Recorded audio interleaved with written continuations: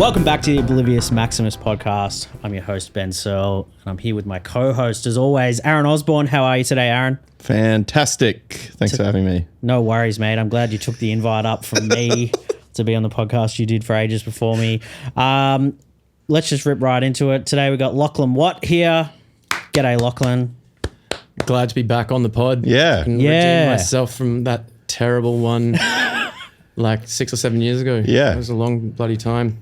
We did that in person for sure, right? Yeah, it was at your old apartment. Oh, yeah. And it would have been with that classic bad recording device, I'm sure. I'm pretty sure.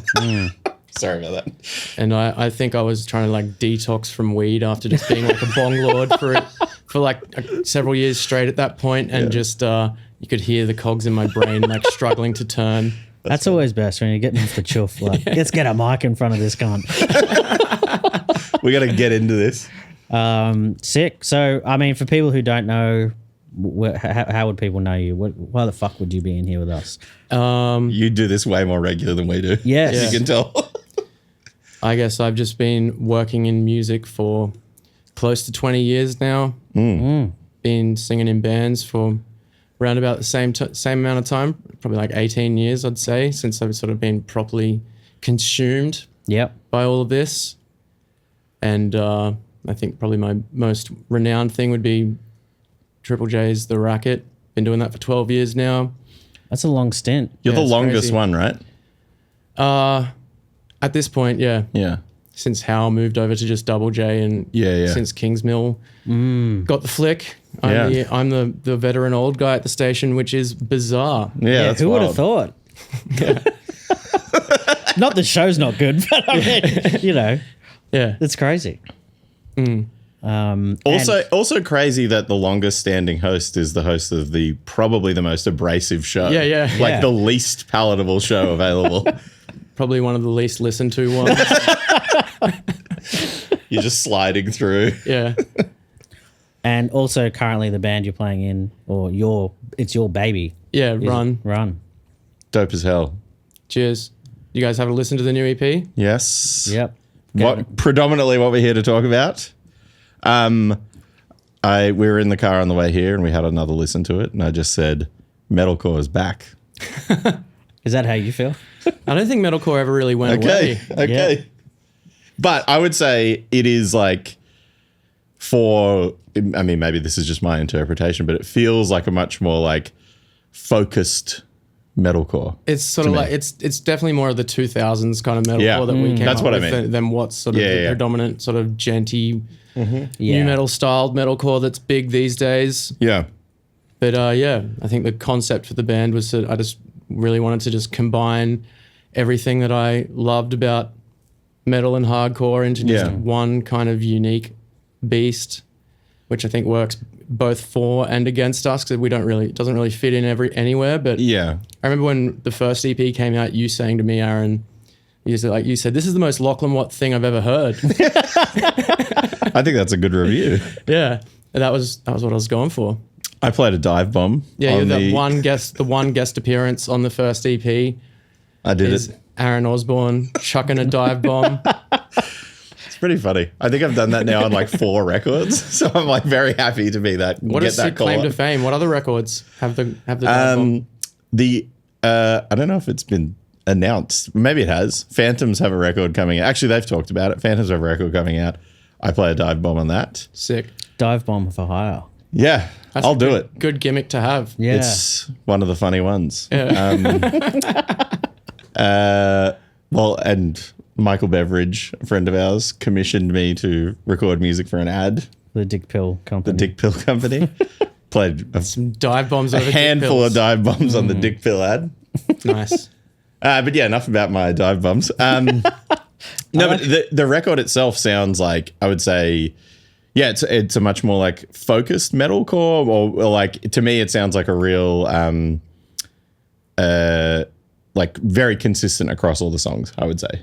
Yeah, cheers. We got Aaron Parker Richards playing guitar for the band these days. He wrote the majority of the songs. Lewis wrote one of them, but collectively we all sort of spent months doing pre-pro and different demos and just reworking the tracks. And how was it putting together the newest incarnation of the lineup?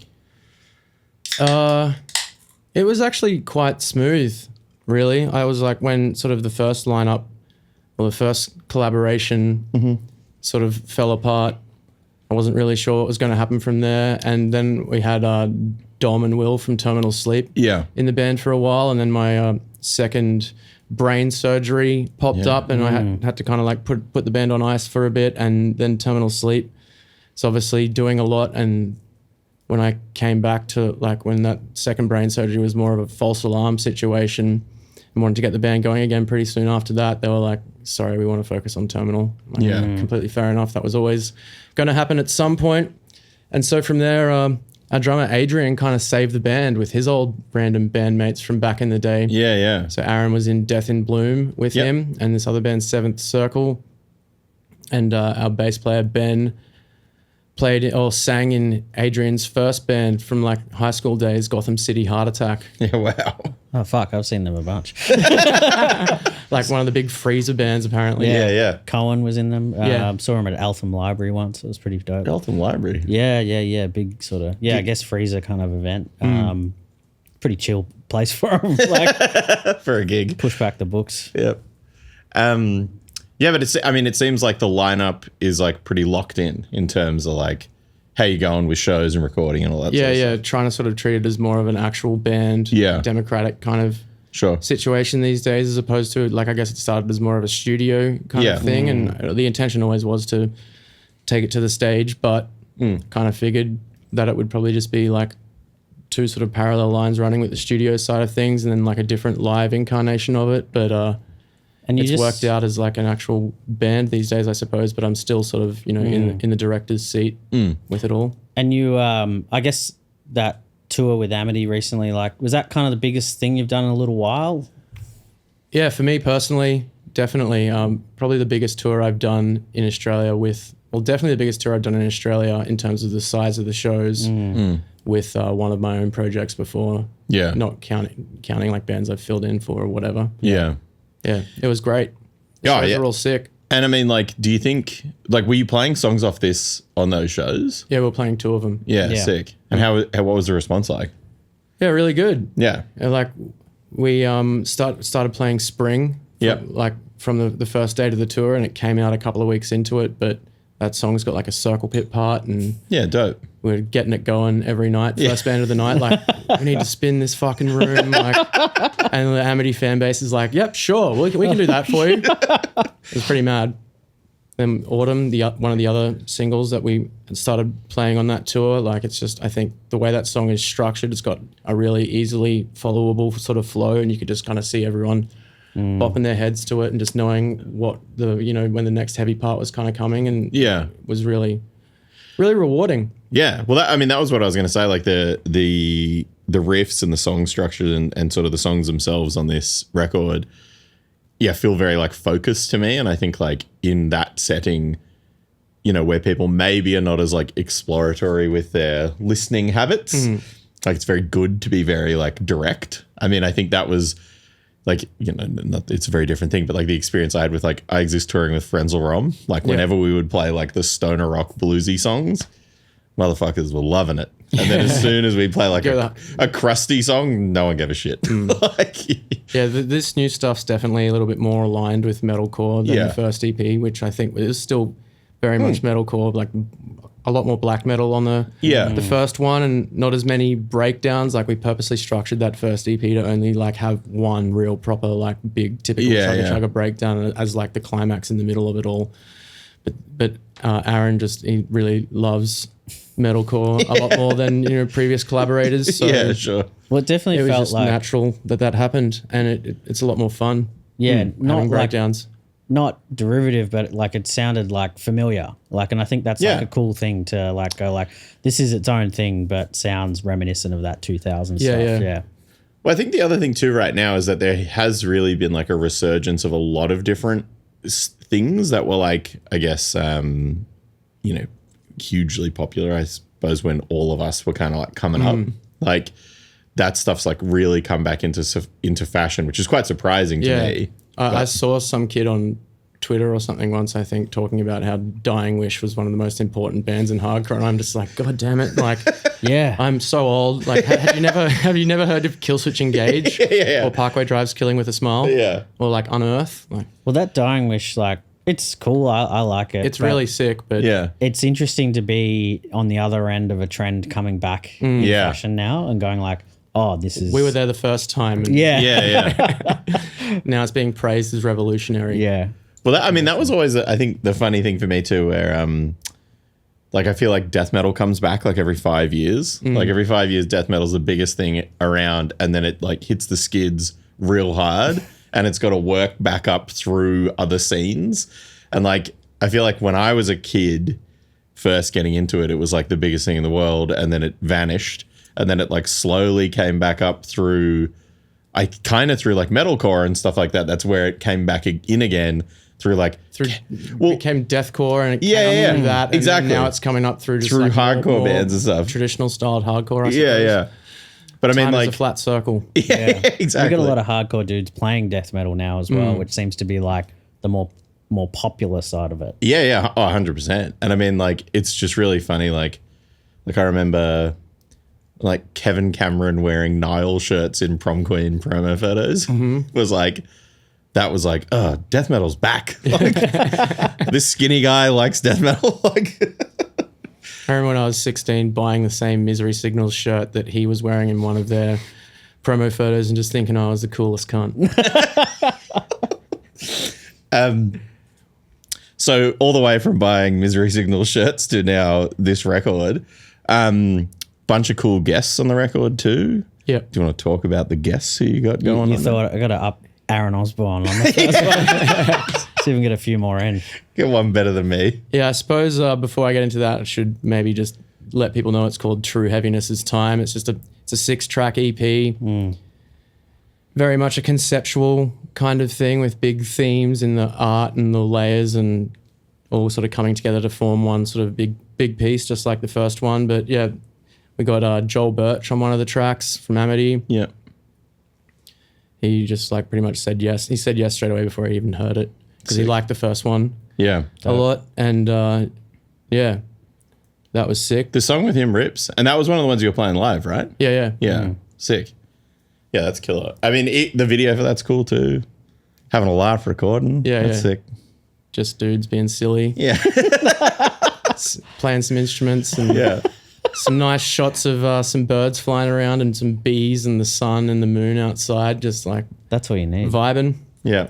And then yeah, we got actually Sophie from Rob is on one of the other tracks. Yeah. And I think that's really cool. Probably the most unique Yeah, it's sick. guest spot on there. Yeah, yeah, it's really cool. And then the one that by the time this is out will have just been released. John Floreani from Trophy Eyes Yeah. And that having a sing. and that's like real like that song's real proper chorus. Yeah, it's like the only singy Yeah, yeah. chorus. Like there's a few little spots of And are melodic you singing vocal. on it too? Doing Yeah, a bit yeah. of singing? Yeah, sick. So I basically had written a chorus for that song, but Okay. I wasn't 100% stoked on where all the notes were. Like I was like, there's missing something. Like Yeah. this chorus is kind of here, but I feel like it hasn't really hit the home run. And I hit John up to see if he could sort of help me Yeah. fix the chorus a little bit. And from that idea, it was like, you want to just help sing it? And That's sick. yeah, so it's his first metal appearance. Yeah, that's wild. It kind of just sounds like Thrice to me. It's like John Floreani singing over like our sort of post-metalcore kind of Yeah, yeah. sound. Like sounds like those later post-metally Thrice records. Yeah, yeah. No, it's real catchy. Like, I mean, the thing is, like, I think I would say that's like a signifier of metalcore broadly is like when there is clean singing, it really jams a hook into you. And like, that's fucking rad to have on, again, particularly when it's coming from, I think really the what I'm trying to get to is that like, this sounds like a real progression in terms of like, the first thing was the Lochlan Watt concept. Yeah. Then it gets a little bit, it starts growing up a little bit. And then you've landed here where it's like, all right, the lineup's kind of settled. your concept is kind of dialed in now. Yeah. Like that's what it feels like to me now. Yeah, I think like Run is kind of just like, because I've already got this concept in mind for an album that we're hopefully going to do next, and it just kind of, I feel like it's just the same, going to be the same thing each time, but just expanded, broader horizons, and hopefully better. Yeah. Yeah. What was the recording process like for this one? We did this one all ourselves. Yeah. Because Lewis, friend of the pod, Who I recorded with literally days ago. yeah, he's a great engineer. Yeah. So and Adrian, our drummer, doesn't do it so much these days, but also used to record bands. Yeah, sure. So yeah, we just hired a nice studio for the drums and tracked them there, and then did everything else at Lewis's house and my house. And Yeah, cool. and sent it off to Forrester Savell in Perth, who does like Carnival and Dead Letter Circus and all those kind of bands, to make it sound really lush. How did you switch on with getting him to mix it? Was that just something you like the sounds of the records he's done? I'm trying to remember how I realized he would be a good option. I think he started doing a few random metalcore bands from Australia here or there. Right. But I think thinking about it, I was kind of like, who in Australia is there that could kind of get this lush sort of sound, this natural but really clean, pretty sort of sparkly sort of mix that I'm envisioning? And I think I thought about Carnival's Sound Awake and was like, that sort of mix would sound fucking sick for this, and hit him up, and his price was pretty decent, like a little bit cheaper than sort of the American equivalents that, like, because we did the first one with Will Putney, and it sounded great, but I actually like the Forrester mix a bit more. It sounds a lot more natural. Yeah, I think it suits what you're trying to go for too. How have you been going, I guess, managing putting this together and putting it out with everything else? Because you're also, booking tours yourself, doing the radio. I guess Run has to come second to all of that. Yeah. And but now that the band is a little bit more of a democracy, I can get like a little bit more help with a few bits and pieces, like Aaron and Adrian. Well, Aaron sort of likes to do it as a bit of a hobby with the video editing stuff. Oh, yeah. And that's what Adrian does professionally now. So we were the video clip for Spring, like we like shot all that ourselves, and then just cool. paid Pat Carney from Post Heaven to just like edit it together. Great. Yeah, sick. And then the video for Summer with John, we just kind of got Pat to come in and just take the reins with that. But the two video clips we did for the singles in between the EPs, that was just all a completely in-house job, which was super cool. Yeah, that's rad.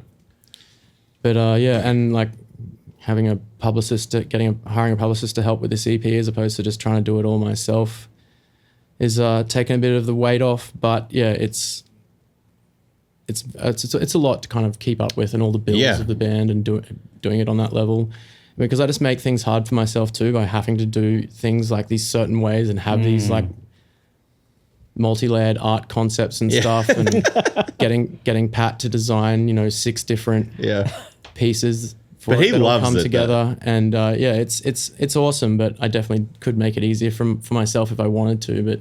But I think it sets you apart. Like I think the art definitely with the music, it's like, I don't know, you can tell that by seeing what it looks like, I will be into the rest of it. I think that's like if you didn't know the band, that's what you'd feel from it. Because I think it really makes a difference, because it's always disappointing when you see a band put something out with like very basic art and you're like, yeah, you guys didn't really care much about that. So. Well, I think the other thing too is like getting people who care as well. Like Paddy cares. Yeah, working with him is so satisfying. I love it. I can't imagine doing the band with anyone else doing our imagery. Yeah.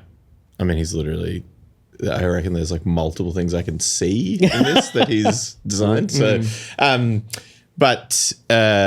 yeah, I mean, I remember when he was doing the art for the first thing, he was like just so all in on it because he was like excited about doing it. And like, I think that also really helps too, is like when you would have had the same experience and like, going through so many years of doing this, you can often do things with people who are doing it for a job or doing it for because they're your friend. Like there's a lot of reasons why they do it, but when you find people who actually want to do it and want to participate in it, it always makes the outcome like so much more satisfying. Yeah, like the first one, we sort of, him and I just sat down together in a cafe around the corner from here actually once, and just I had this sort of idea and we just sat there and fleshed it out together, and he really just helped that concept kind of blossom.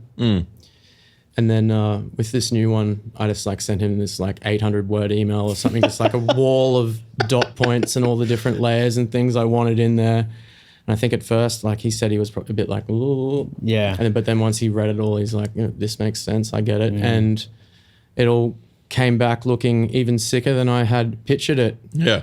It's a lot more, I guess I saw it in my head as a lot more of a 2D kind of looking thing. And he's used all this cool 3D modeling stuff. And because originally because the artwork's like a sundial, a flat earth sundial kind of thing, just like floating in the middle of space. And I had this concept of splitting it up into the seasons, and that perhaps the artwork for each of the seasons would be just like a sort of maybe like a pizza slice of the environment, because it's the mountain from the first EP that's in the middle of the sundial. So it's like, I was talking about, it's just kind of getting bigger, the same concept expanding. And then Pat just comes up with the idea of like, what if instead of like that slice of land sort of concept, it's just like a view from each season's point on the sundial. Yeah. Gotcha. See that? I guess that's why he gets the big bucks. He does, yeah. And I guess if it's something that you're pushing mostly yourself, when you've get to those parts where you can hand it over to someone else who can like dissect your ideas into maybe more than what you thought it could be. That's important to find people like that. And it sounds like that's happened within the band as well. Yeah, it has for sure. Aaron, like as I said, he's really into metalcore. He'd never really heard of Deaf Heaven before, which is one of them. The big influence. I'm sure he'd heard of them, but he hadn't really listened to it.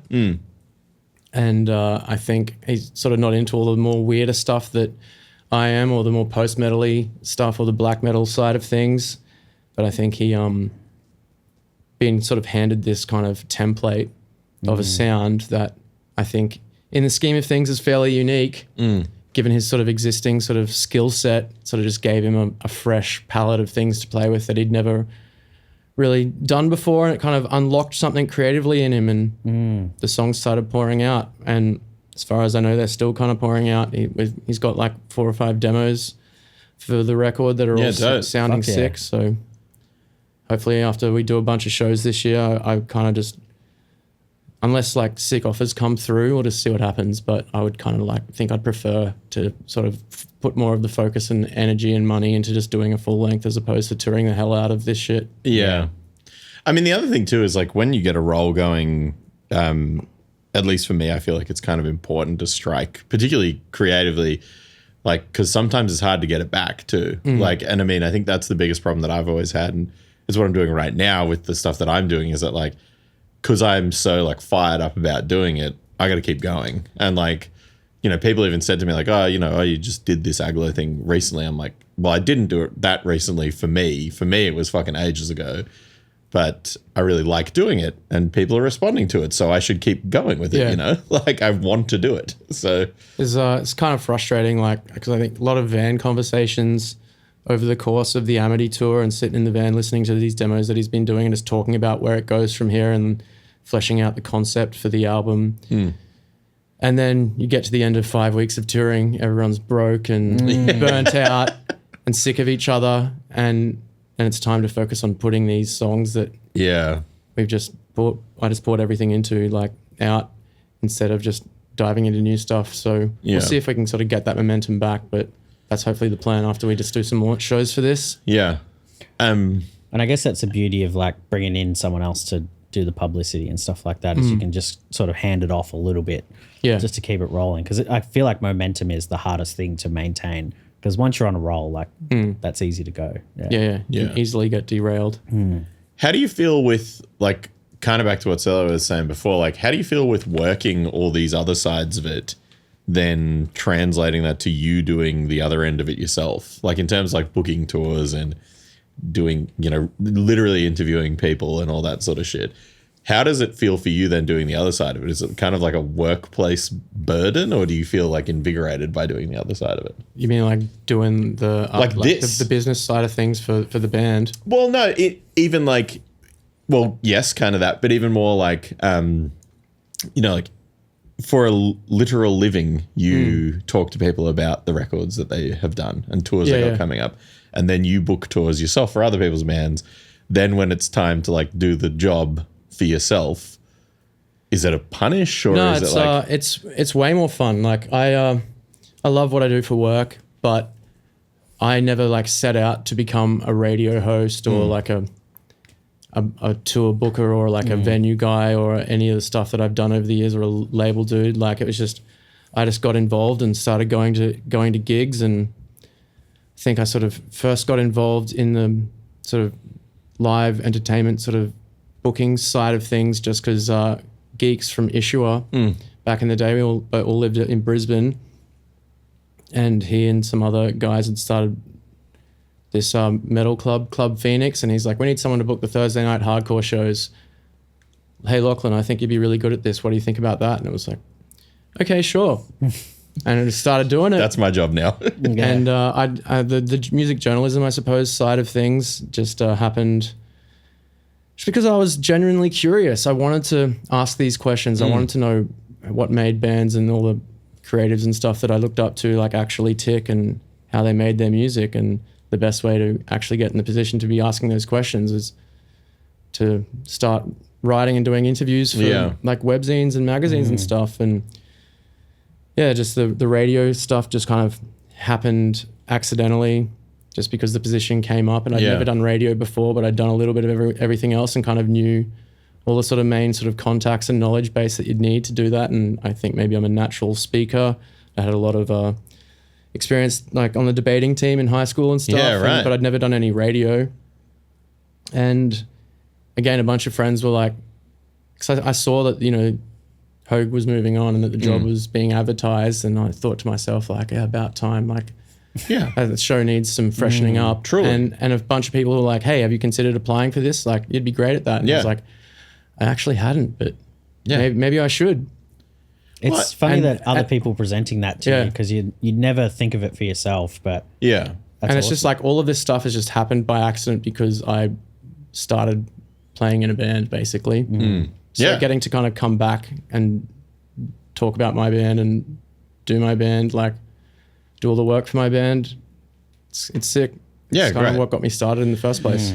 Yeah, I mean, I think it's just very interesting because it's very different for different people. Like some people hate this part of it or the sort of business side of it. I'm probably kind of similar to yourself in that, like, not that it's music, but like my job for the last 15 years has been like organizing stuff. Like that's what I do for work.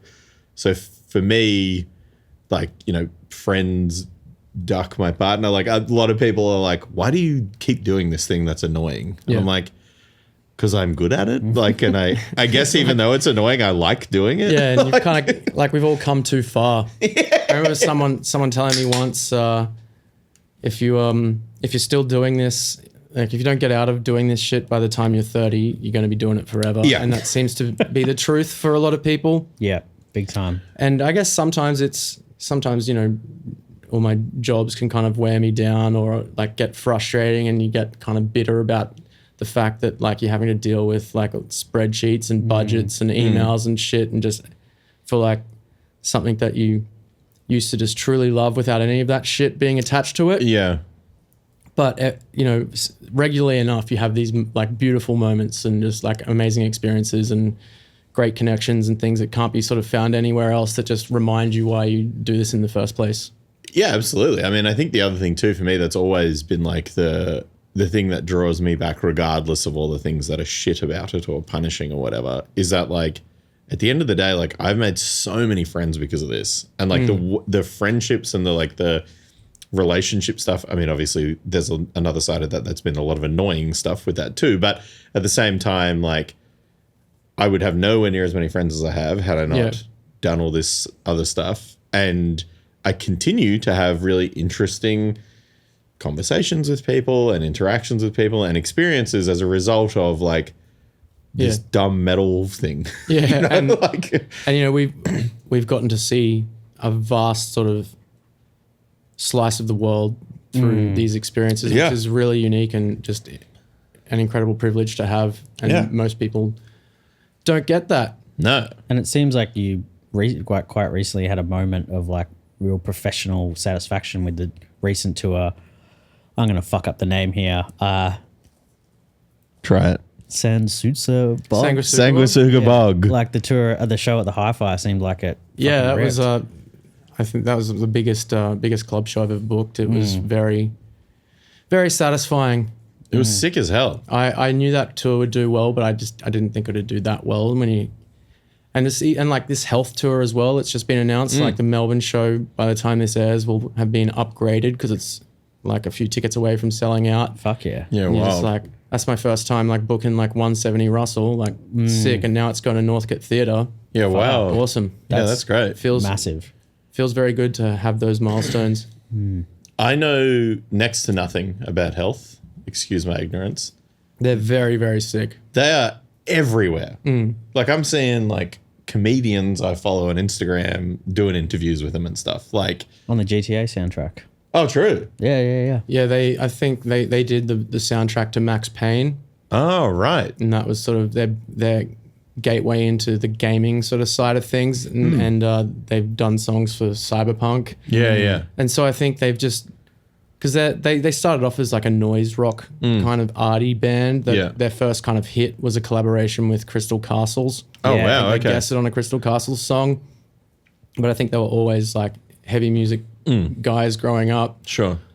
and just sort of started to gravitate back towards that world. And then the like lockdowns and COVID happened, and they started doing all these different collaborations, Yeah. and that just really blew them up. I had seen them years and years ago when I was in the States, and I met this random dude at a hostel or something and took me to see them in like 2009. And I kind of hadn't really super stayed in touch with them, but like in the recent years. And then recently listening, I was like, fuck, this band rules. Like it's so fucking good. It's so sick and so unique. Like that Deftones Be Quiet and Drive cover is so fucking good. Like for the Spotify sessions, it's like, okay, these are my guys. I got to get into this now that I... Yeah. I've just been blank on it. I've been listening to the same bullshit for too long. I mean, I think the other thing too that show was fucking awesome. Like the Sanguisuga Bog one was fucking killer. But I mean, it's great as well with the kind of popularity resurgence of stuff right now. The post-COVID thing, people coming back out and seeing things. It's really hit or miss. I think tours either seem to just go skits or just kind of like limp along. But I think it's important to have people like yourself who kind of exist across kind of a plethora of spaces as well, where it tends to get bottlenecked and sometimes go poorly is when people who are so focused on like The one subgenre that they love. or like old world shit. Like I only want to bring back the same fucking 4 bands that have already been here like 5 times. Like, yes, maybe that's a kind of guarantee, but I kind of often feel like it isn't a guarantee in Australia because a lot of times people are like, I saw him a year ago, so why would I care again? But it's really refreshing when like, bands like that. And I mean, even the stuff that I know, you had a hand in with things with Dark Mofo in the past, like that stuff was really refreshing to have like, all right, newer shit come into that rather than just the same old whatever. Yeah. Like, Well, it seems like people are, just this week, Splendor in the Grass was cancelled very quickly. Insanely quickly. Yeah, It seems like ticket people are- sales were that dismal. Yeah. Like it seems like cost of living is obviously having an effect. So, like you said, I think something. Sorry, I didn't mean to cut you off. no, go for it. I was just going to say something that's kind of like, I see all the commentary about cost of living stuff. Like one of the factors that I think sort of seems to get a little bit glossed over is just how much the cost of living actually affects promoters as well, because it's just become so much more expensive to bring bands out here and to get their flights and their hotels and their petrols for their vans and just all that stuff. It's just like you can't, if something's like not selling that great and there's millions of dollars on the line, it's pretty difficult to limp along and hope for the best and hope that enough people will save up enough money in time to be able to commit to it. Yeah, I mean, I think the other thing too is just, I guess, kind of reading what you're putting into things as well. Like, I have no care or whatever towards a thing like Splendor in the Grass, obviously, but I mean, like, the reality is that clearly whatever intention was there for it was not received as well as it should have been. So maybe that will allow the promoters to then go back and reflect on what they'd put into it and go, all right, maybe it isn't Kylie Minogue headlining this thing. Like, you know. Yeah. It's definitely a multifaceted issue, and I think we need a bit of a perhaps reset.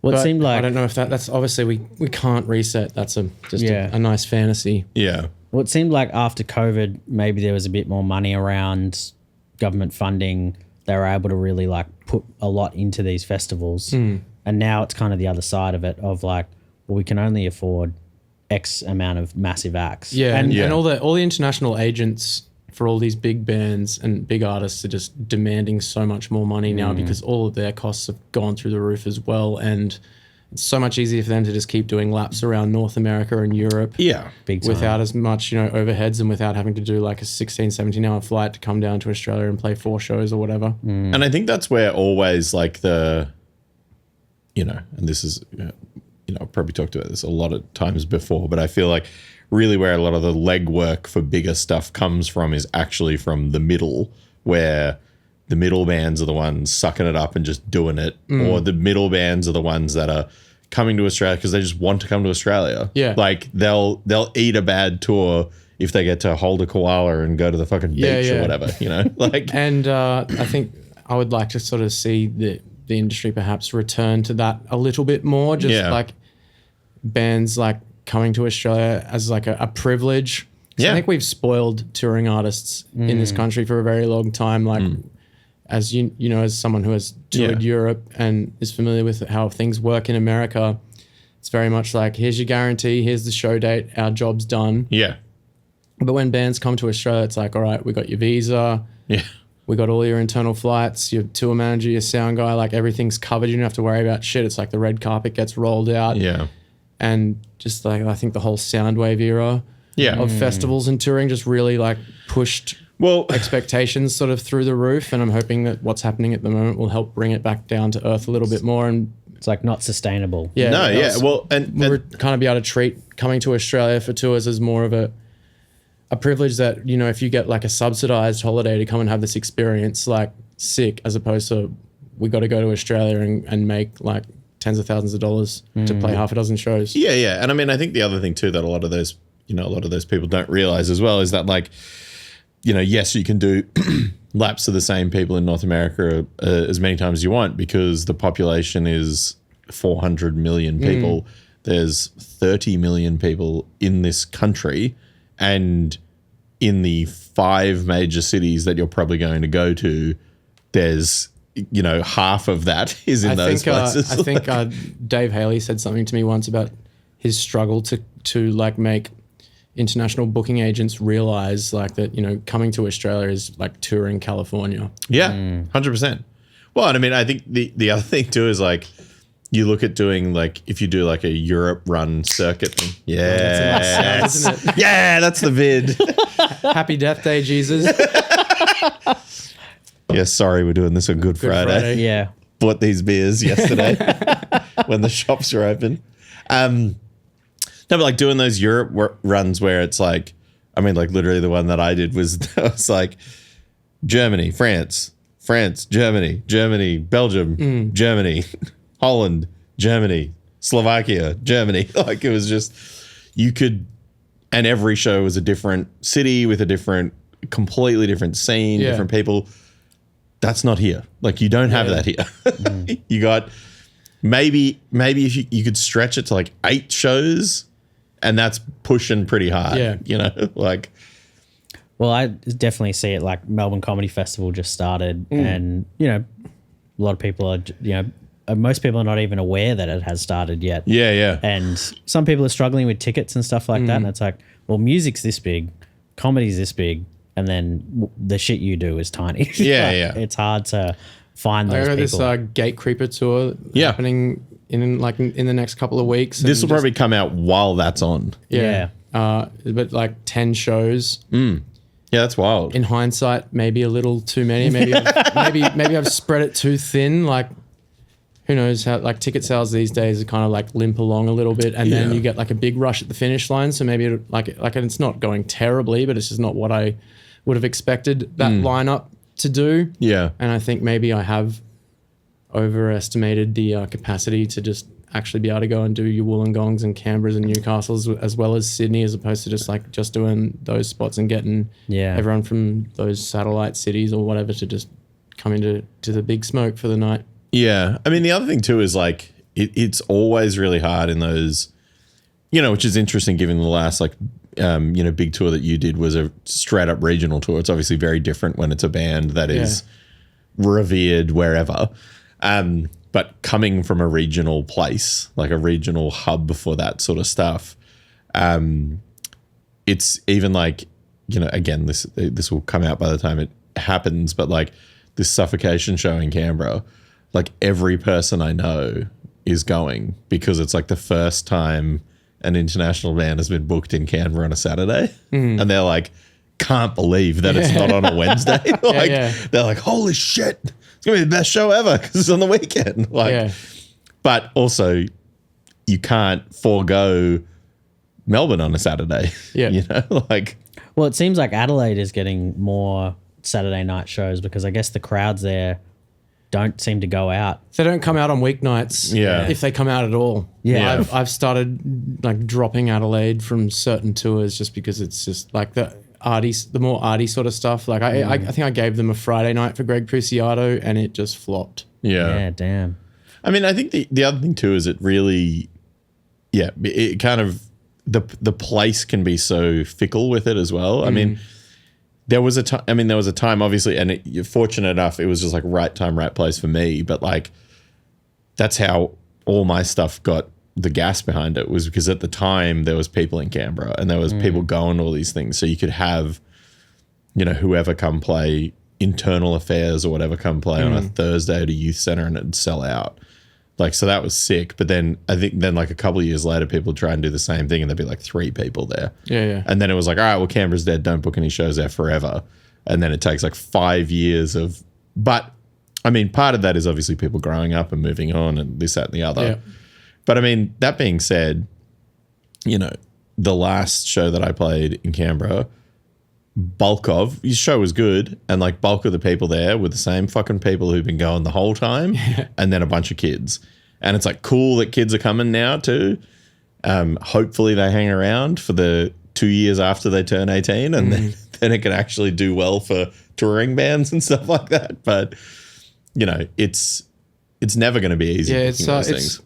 It's interesting looking at like the age demographics of heavy music. I think perhaps hardcore doesn't have this problem as much as metal, but I think even like, because just through work at like with Triple J Unearthed, we can see like the stats of like the ages of people that are signing up with profiles for their bands for like this genre or that genre.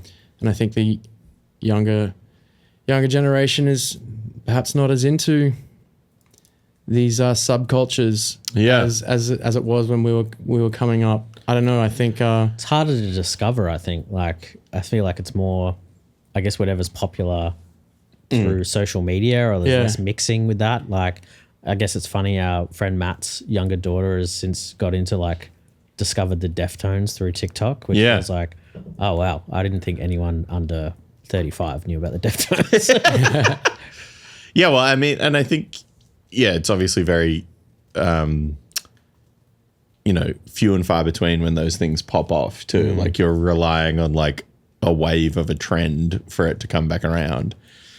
But I mean, I think the other thing too hardcore in particular is a different example in that, like, it is driven by the youth. So like, if they're not available or around, then it's going to hit a lull. I think is a little bit different with metal, where there's a lot of people consistently stay into that for a lot longer and commit to it forever. Less movement. Less movement, for sure. But also that less movement can also be a negative in that, like, the stuff that I was talking about before, where, like, you got the same promoter bringing the same fucking band back 4 times because they don't want to take a shot with someone young. Something new. You know? I've always liked to say that I think, like, in the relationship between hardcore and metal, hardcore keeps metal on its toes. Yeah, absolutely. And I mean, I think the thing too with, I guess, you know, you and I are probably like very distinct examples of it in that, like, we have interacted with both for like the length of time that we've been doing this has been interacting with both of them pretty distinctly. And also, like, pretty openly, like, not giving a fuck that people want to align us with either one. Like, I know that this is what I like, and I know that this is what I do, and that's fine. Like, I don't care. It doesn't need to be, you know, segmented from one another. I still think, I mean, again, I've probably talked about it before, but I still think one of, like, the funniest defining moments for me with that was, like, I remember the first time I went to a friend of mine's house wearing a white t-shirt. That was a hardcore band shirt. I got given so much shit for wearing a white Shocking. Like, given shit for wearing a white t-shirt. Like, You poser. yeah, exactly. Got to wear the uniform, brother. Yeah. Yeah, well, we're all wearing black shirts now, so who's laughing now? Yeah, he wins. He's probably a public servant now, but whatever. I'm a public You're servant. a public servant, actually. Sorry, talk shit. Sorry, the ABC. All right. Well, what else? What else has Run got in the can? What's the plan? We're EP? Then what? So we're going to release all of the we got one more season to release once now that summer is out. By the time this is aired, Yep. Winter with Sophie will be out after that, and then at some point after that, the 6th track. So it's like bookended by like a finale track and an intro track. Yep. That'll be out sometime in the very near future. And in May, we are going on tour with Svalbard from the UK. Cool. Just doing Perth, Sydney, Brisbane, Melbourne. Should be fun. And we're going to Adelaide in August to play like a death metal festival, basically. Sick. Well, it's kind of like mostly deathcore and death metal bands. And then we have a few other things that haven't been announced yet. I'm not sure if they'll be announced by the time this is out or not, so I'll just keep a lid on it. But yeah, we were going to roll the dice as well on trying to do a Melbourne headline show. Yeah. And to see how that goes as like a little launch. And Sick. so we'll just have like a scattered, I suppose, EP sort of launch tour. Yeah. Which will be, one show will be sort of us seeing if we can bring our own crowd or not at this point, and the rest will be playing like festivals or with other bands' crowds. Yeah, cool. And nothing planned beyond August at this point. As I was saying before, I'd like to sort of get back to writing. Yeah, dope. And any plans for more chooks? Yeah, I've got like 4 baby chooks. Another one hatched today. Nice. Got 4 of them sitting under the mum at home in like the spare room right now. What's the egg yield like at the moment? Pretty hectic, or? It was pretty hectic, and I sort of, for a while, and I just kind of made it one of my things to just give people eggs. Yeah, Give all my mates eggs. I received some. But that was sort of a lockdown sort of project of mine. And then over Christmas when we were away, a fox got into the pen for the first time in a few years and just slaughtered half of them. Damn. Brutal. So we went from like 26, 28 chickens or something like that down to I think like 10 or 12. Yeah. Damn. And so the egg yield hasn't been great lately, but they've also been hiding them in the pen somewhere, and I've been like, it's been driving me fucking insane trying to find the eggs. I've paced the whole pen like half a dozen times, like because I put all this like old carpet and rugs and shit in there that I find on the side of the road to help with the erosion because they kick up all the dirt. And I'm looking under all of it, trying to find where the hell all the eggs are. And the other I'm like, where the fuck are you cunts putting all the eggs? Because I'm only getting like 2 or 3 a day at this point, and I'm like, I need to eat more than that. Guys, you got to get these eggs up. You're paying rent out here. And I found like a pile of like all these identical little eggs the other day. It was like probably like 12 of them. They were all just so fucking rotten. That they, like some of them just exploded on like touch. That's how rotten they were. Oh my God. It was fucked. But there's like a bunch of because they're all different sort of breeds of chook. So there's like they all have distinct eggs, and Yeah. I know that there's a bunch that are just missing from like the regular collections. And it's driving me absolutely fucking bananas. I can't find the eggs. And I've been looking almost every day for the last few weeks. Like, where are you guys hiding the eggs?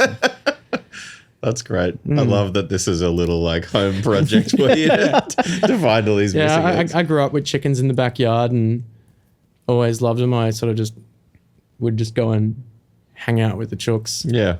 have a fight with my dad and go out and hang with the chooks. Chill out with them. Now it's a full-time job just trying to find the eggs. Where can everyone follow or find Run on the internet? Run_metal on most social platforms. runmetal.bandcamp.com. Dope. Kind of wish that I'd chosen a more search engine optimized friendly band name. But I'm glad it's at least one word now, because originally when it was like spaced out because we started this project and the name kind of tied into the tracks of the first EP, because that's sort of, it all just kind of came together like that. And I was like, fuck, that's the band name and that's each song. And then realized, was informed that there was a hardcore band from Frankston that had just started with the same name. And I was like, all right, well, you guys can keep that. I'm just going to put spaces in between it so we're different. And then eventually they changed their name. And then it kind of became a full band with everyone that's in it now. And with the release of the new EP, it was like, let's get rid of the spaces. Like it's like Run has kind of moved in and become whole or something. It was kind of a nice coincidence with that, but it's still like a very common word. And there's still like quite a few other artists out there on Spotify called Run. So it can be difficult to find us sometimes. I was absolutely devastated when Aglo, which is literally my initials, put it on the internet. Someone already had it, and I was like, "You fuckers! Someone else put this up." So you just went with it anyway? I'm just all caps, and then that's why everything is Aglo Brutal, because I was like, well, I got Surlo_, and the guy that has @Surlo on Twitter is like, bit of a fucking creep. I'm like, fucking hell. Painted yourself into a corner. Calling this cunt out. Yeah. But yeah, you can find me on just like, I pretty much put everything that I do on Instagram at Lochlan Watt with an O, and having the O in my name has helped that. Yeah. So I guess it's a more unique spelling. Yeah. I remember back in the day getting myspace.com/Lochlan and just thinking I'm like, this is sick. I'm set for life. I've got my internet destination sorted forever. You're done. You're done. You got anything you want to spruik, Solo? Just Catfish Comedy every Tuesday. Come down to that. I think by the time we put this out, Comedy Fest will be done. But sort of near the end. But we've got big lineups and stuff. Probably post as well. Dope. Seeing who else is around and rolling into the year, which will be sick. That's about it. Solo.net. Haven't updated it for a bit, but jump on there. Jump on the site. Aglo playing May 11, Extortion playing May 10. By the time this comes up, Mental Cavity, Old Band, Back Baby, playing with Suffocation and Revocation, all the cations. Mental Cavication. Mental Cavication, playing with them in Canberra. Come to that. Is Mental Cavity going to do a new record? Yeah, we'll have to. We gotta.